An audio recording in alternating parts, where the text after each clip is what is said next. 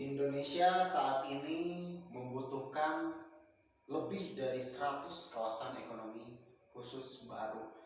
Saat ini tahun 2026 kita hanya mempunyai sekitar 20-an lebih kawasan ekonomi khusus yang ada di Indonesia.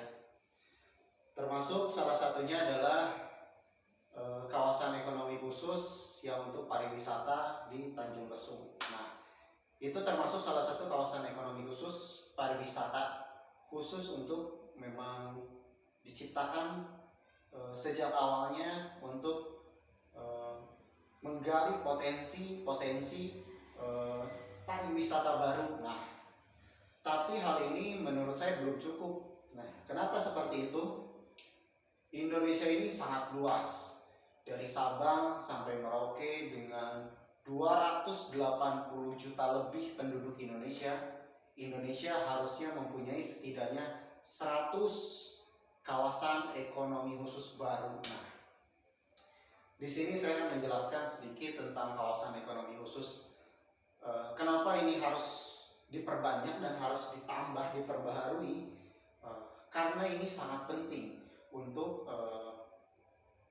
menarik investasi asing dan menarik investasi domestik untuk berinvestasi di kawasan ekonomi khusus ini.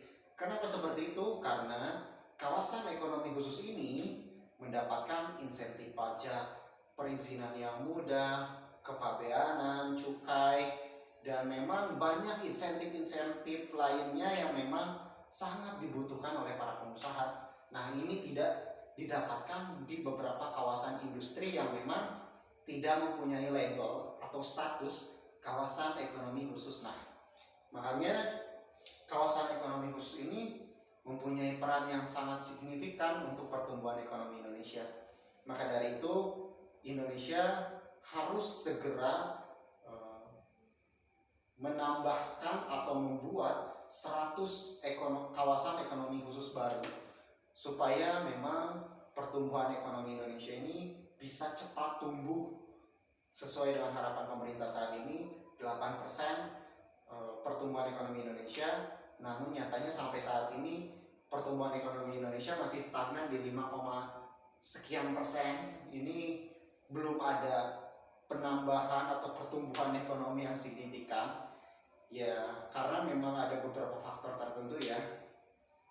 Maka dari itu, kawasan ekonomi khusus ini harus segera Pak Presiden, terutama Menko Perekonomian Pak Erlangga Hartarto, supaya didorong terus terwujudnya, terciptanya KEK baru, KEK pariwisata, industri manufaktur, KEK digital, teknologi, dan lain-lain.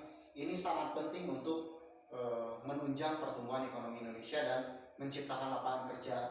Jika saja Indonesia mempunyai 100 saja kawasan ekonomi khusus baru, dari satu KEK saja diperkirakan minimalnya 200.000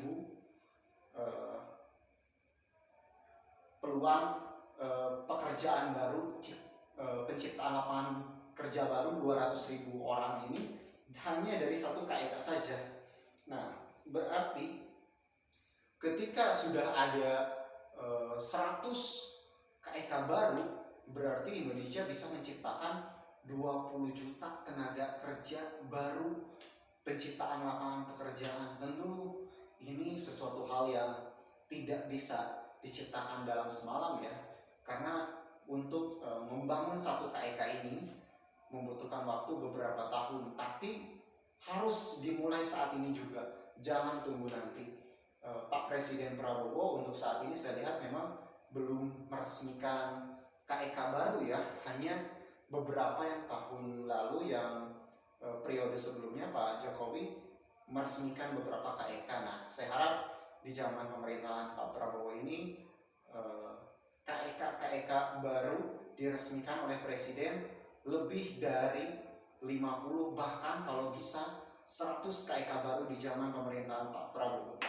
Saya harap ini bisa didengar oleh pemerintah pusat dan terutamanya Pak Menko Erlangga, supaya kawasan-kawasan ekonomi baru ini, kawasan ekonomi khusus, bisa didorong untuk tumbuh, ada di setiap daerah, di setiap pulau, di setiap daerah-daerah yang terpencil bahkan sekalipun.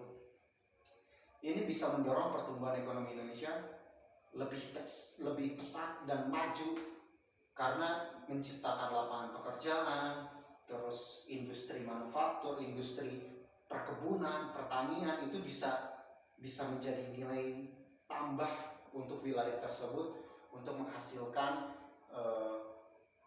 pertumbuhan ekonomi dan menciptakan lapangan kerja.